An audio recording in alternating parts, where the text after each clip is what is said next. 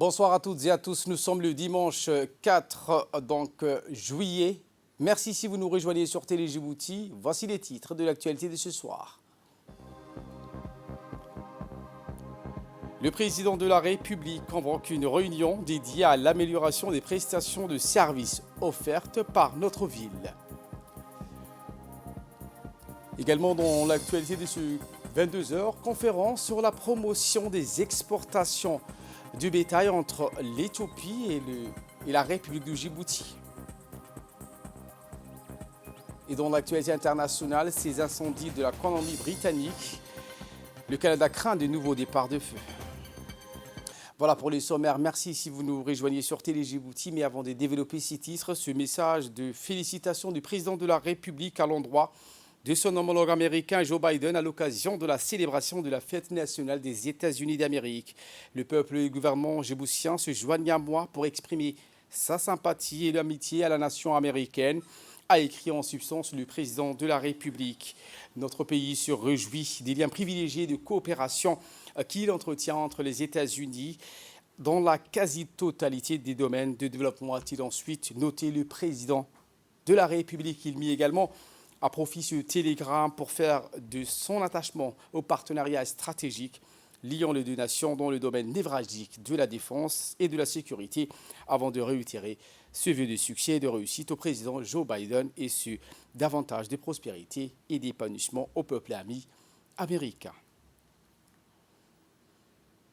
Je vous le disais en titre, le président Guelleh a ce matin dirigé une importante réunion autour des voies et moyens permettant de renforcer l'aptitude de notre ville à cadrer avec les vertus d'une capitale efficiente en phase avec tous les attributs d'une cité moderne agréable à vivre.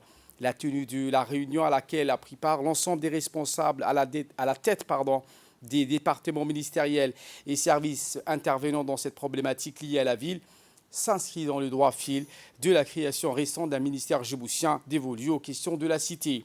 L'audience a servi d'emblée de cadre à l'identification des mesures propices au renforcement du niveau des prestations rendues à nos concitoyens résidant dans nos différents quartiers. Les échanges ont vite porté sur les mécanismes à entériner en vue d'obtenir rapidement et surtout en cette période estivale des résultats efficients. C'est ce qu'a précisé le président de la République et je propose de le suivre.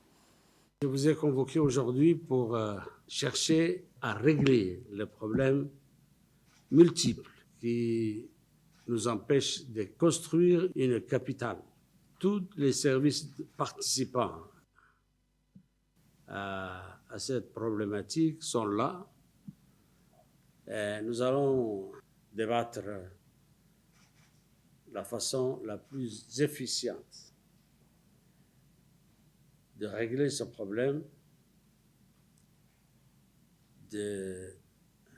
d'hygiène de vie, des infrastructures, de leur maintien en condition afin de permettre aux populations, surtout aux populations qui vivent dans la commune de Belle-Bélère.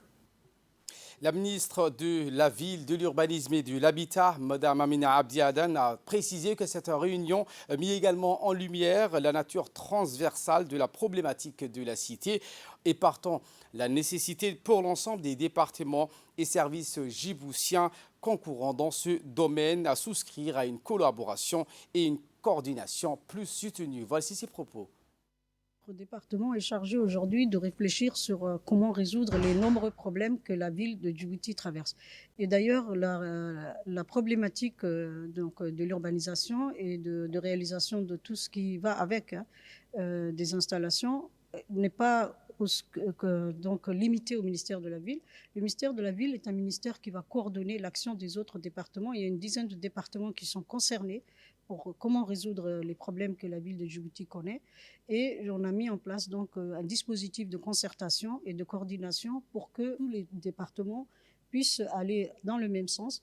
Mais il y a une chose qui a été discutée et qu'on répète souvent et qu'on va répéter souvent, c'est que le gouvernement va prendre ses engagements, il va prendre les choses en main, mais il faut que la population fasse sa part des choses. Si la population ne fait pas ce qui est de sa responsabilité, on va prendre des mesures coercitives. Le problème aujourd'hui qui se pose, c'est que ces problèmes-là, ils ne sont pas dus seulement à des absences de réseau ou de choses. C'est qu'une partie du problème est posée et engendrée par la population. Il faut que les gens changent de mode de vie, il faut que les gens changent de comportement. C'est le comportement des gens souvent qui induit aussi des problèmes. Et si la population ne marche pas main dans la main avec le gouvernement, avec les services de l'État, que ce soit les services centraux ou les services décentralisés, on ne va pas arriver à la ville de Djibouti qu'on veut.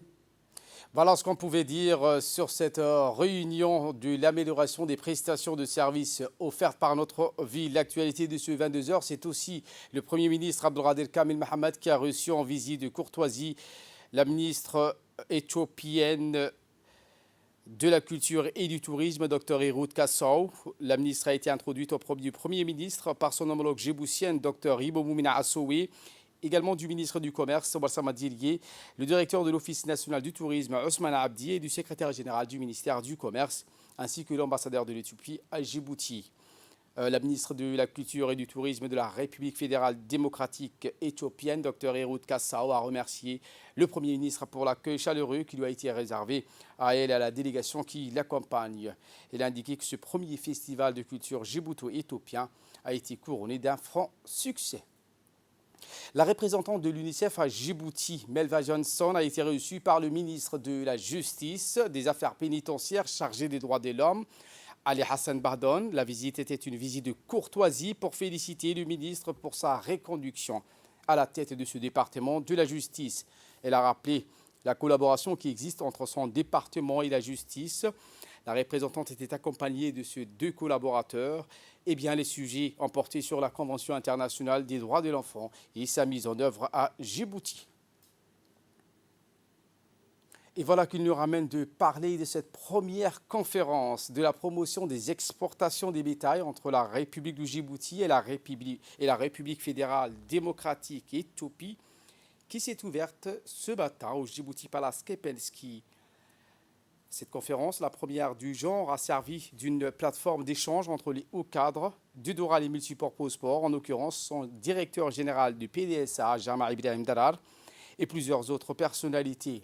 Un terminal qui comporte également des différentes structures adaptées à l'exportation des bovins, des caprins et des chameaux ultra-modernes, de quoi séduire les différents opérateurs éthiopiens et le ministère de tutelle éthiopien qui ont tous répondu présents à cette conférence.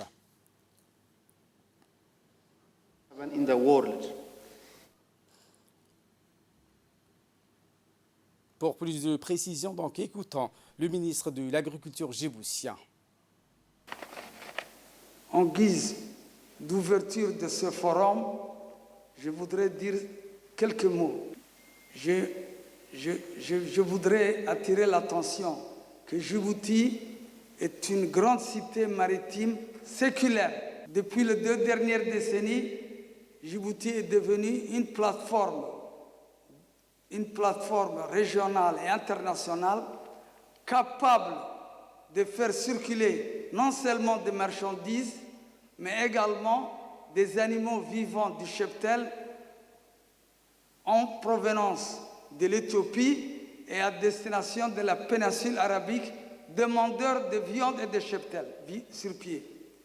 Je voudrais attirer également que Djibouti a toutes les capacités, les facilités par l'entremise du chemin de fer, par l'entremise de l'aire de repos, par l'entremise de terminal que nous disposons, terminal multipurpose, qui permettra de faciliter en 48 heures les cheptels à Djibouti en provenance de Millet. Le ministre de la Communication chargé des postes et des télécommunications, Radwan Abdoulaye Bardon, a reçu ce matin l'ambassadeur de l'Union européenne à Djibouti et auprès de l'IGAD, M. Adano Hara. C'était ce matin donc dans son cabinet. Les discussions ont porté sur le renforcement de la coopération entre Djibouti et l'Union européenne, notamment dans le domaine de la communication et surtout dans le soutien à la mise de couverture sur le réseau et l'ensemble du territoire national.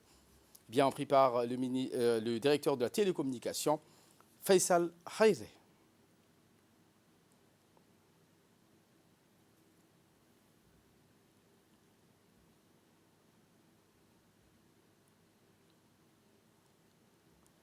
Une équipe de vaccination contre la Covid-19 au ministère de la Santé était ce matin au ministère de la Communication pour octroyer des doses de vaccins pour les responsables et le personnel du ministère. Au total, plusieurs dizaines de personnes ont reçu leur dose de vaccin anti-Covid. Le ministre était en premier. Redouane Abdillaye Badoun a reçu sa dose de vaccin après des consultations préliminaires. Le ministre de la Communication a engagé tout le personnel de son département ainsi que les institutions rattachées à son ministère de se faire vacciner le plus rapidement possible.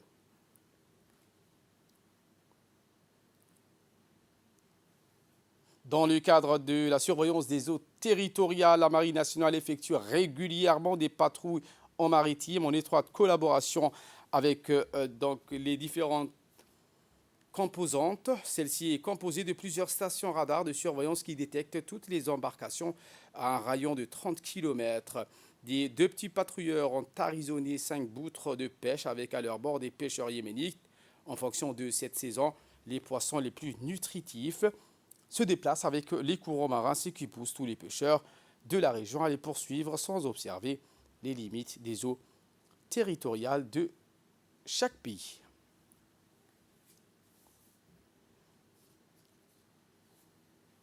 En nouvelle du monde, cette fois, je vous le disais en titre, le Canada ravagé par des incendies. L'ouest du Canada prévoit déjà de nouvelles évacuations.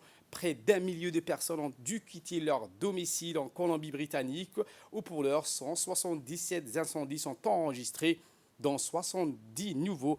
Rien que sur les dernières 24 heures, les services de secours craignent des départs de feu supplémentaires ce week-end. Voilà pour l'essentiel de ce 22h. Merci à vous de nous avoir suivis et très bon suivi des programmes sur Télé Djibouti.